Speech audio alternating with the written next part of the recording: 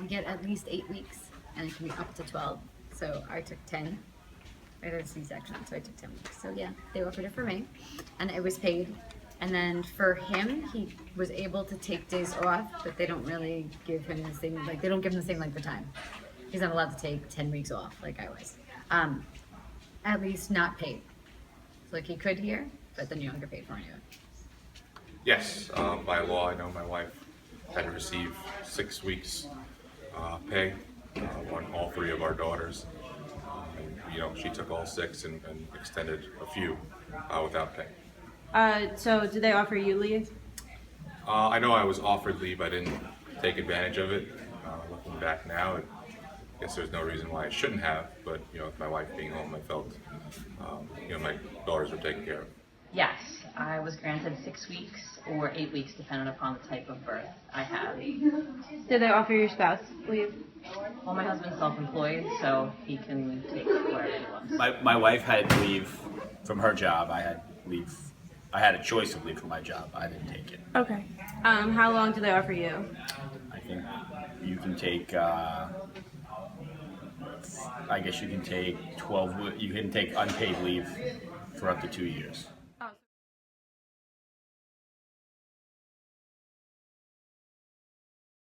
I think you can take. I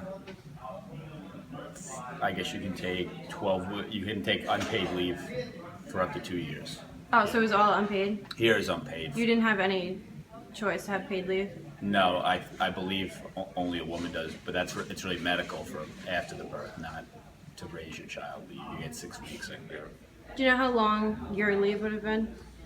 I believe it's 6 weeks as well. And it's unpaid? Yes. Okay. No, excuse me. I think it would be paid. Was it paid or unpaid for you? The 6 weeks were paid, and then I took FEMLA, which is 12 weeks of unpaid leave. But during those 12 weeks, I still had medical benefits so that I could take the baby to the doctors, no problem. But once again, I was unpaid for those 12 weeks. It's 8 weeks paid if you have a natural birth. No, I lied. 6 weeks paid if you're natural birth.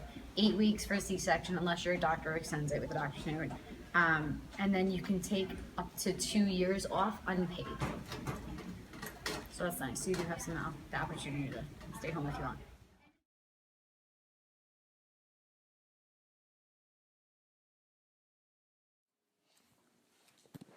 Did your work offer you or your spouse leave? They offered me a leave. My husband, no. How long was your leave? My leave is 8 weeks, but I have to take my sick days, so. Was it paid or unpaid? It's paid because I take my sick days. If I didn't take sick days, it was unpaid. Would it be just under FEMLA? No, FMLA is different. That's an additional 12 weeks, which I intend on taking for just 11 days up until the end of the school year. That one you don't get paid, and I have to pay for my medical coverage. Were you relieved or stressed to be away from work? Not necessarily relieved. I miss work, but I'm happy to be home with my baby. And do you think that the early stages of bonding with your child is important? Yes, absolutely. He recognizes my voice. He recognizes my face. He recognizes my husband. I feel like if he was under child's care or if somebody else was watching him, I don't think the bond would be as strong, but I don't know because he hasn't been watched by anybody else, so. One thing we learned when filming this project is that not all leaves are the same. In West Islip School District, not all employees are offered the same time off. Superintendent Bernadette Burns explained that there are bargaining units which determine certain aspects of their contracts. The teachers of West Islip have the largest bargaining unit and therefore more benefits to their contract. This is what gives them their unlimited sick days. As Mrs. Bittner explained, in Lindenhurst, teachers do not have unlimited sick days, so her leave goes against that time. After using up these sick days, Mrs. Bittner will no longer have paid leave. This shows that while in West Islip it seems that the time after having a child is very important, it's not the same everywhere else.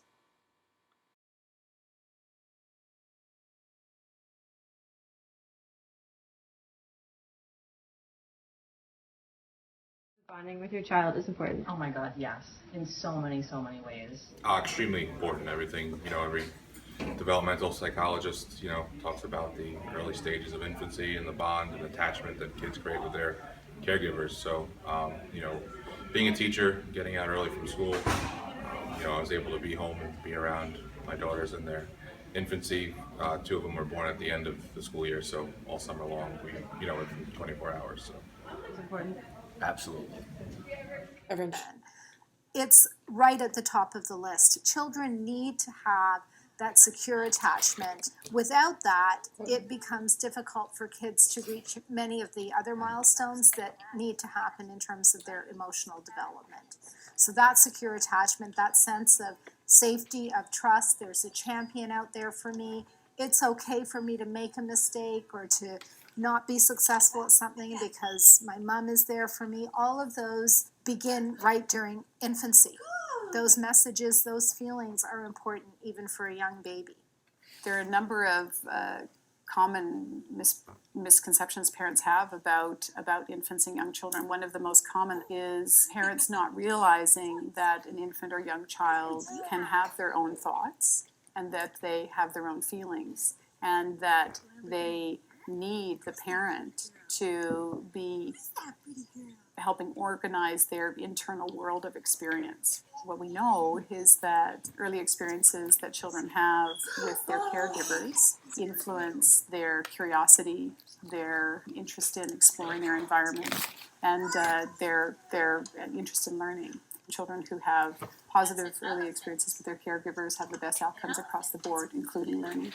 We know from the newest science that, in fact, the early experiences that babies have and the quality of those experiences actually has the potential to change the architecture of the brain.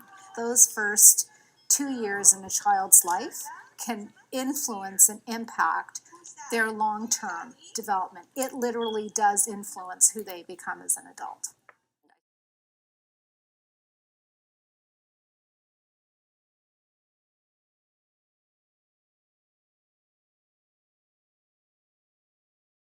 Here we have a chart which depicts the duration of paid maternity leaves worldwide. As you can see, countries such as Ireland and Vietnam get as much as 26 weeks off. The United Kingdom gets a shocking 40 weeks off. The US is depicted as 0 weeks off. This greatly impacts early childhood bonding since a parent in the United States has limited time off from work to bond with their newborn.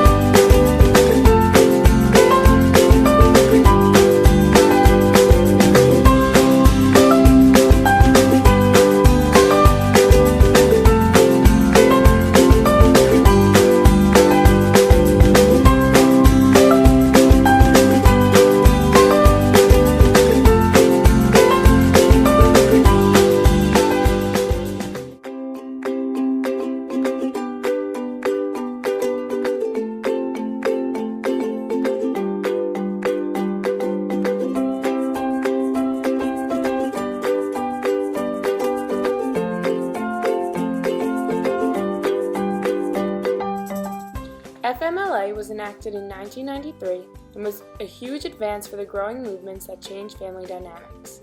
While traditionally, women have served as primary caretakers of their children, the FMLA allows this to change. Today, there are more women in the full-time workforce than ever before. This leaves the husbands responsible for taking care of children. Gay couples and adoptive parents also can thank FMLA for the time they have off to spend bonding with their child. Since there is no medical reason for them to be off, the law allows them to stay home during these important stages of development. While FMLA was a huge advance for working families, there is still more to be done. Time off is important for the development of children. However, unpaid leave can be detrimental to a new family. Having a financially stable home is a huge aspect when raising a baby. While this law has done its best to ensure access to a suitable home life for the development of a child, employers can still take part in this.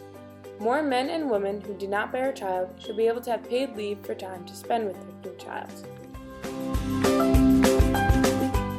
As of April 2016, New York Governor Andrew Cuomo signed into law a very generous family leave policy of up to 12 weeks paid time off for the new parents, as well as those who need to take care of a family member with a serious medical condition or to handle responsibilities if someone is called to active military service.